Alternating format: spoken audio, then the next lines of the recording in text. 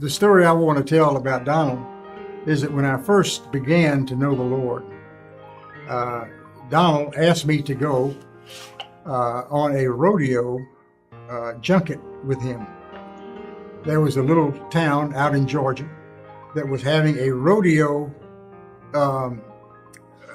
crusade. And so I told Donald I would go, and he said, well, I just want you to come out there and give your testimony for Christ. I said, well, that's fine. I'll be happy to do that. And so the morning of the deal, we went to his room and we talked all about some of the guidelines and things like that. And so the night of the crusade, we were out in this little bull ring with mud floors and all that stuff. And so Donald turned me loose and I started giving my testimony. And several minutes later, many minutes later, Donald cut us off and he proceeded to give his message, which was severely shortened that night because I had taken so much time giving my testimony.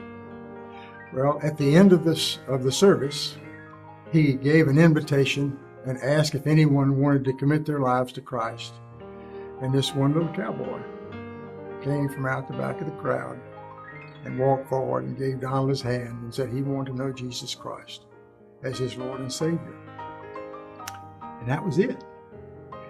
We went back to our room after the meeting. Not another soul came forward that night, but that one little guy. And Donald and I went back to the room, and I was expecting Donald to ream me out right and left for taking so much time. He never said a word about that. So one little guy left there who knew Jesus, and Donald, through his teaching and follow-up procedures, saw to it that somebody followed him up and got him walking with the Lord on a daily basis.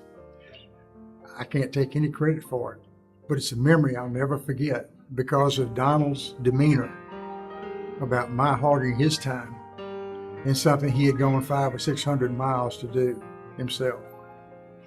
And that's my story.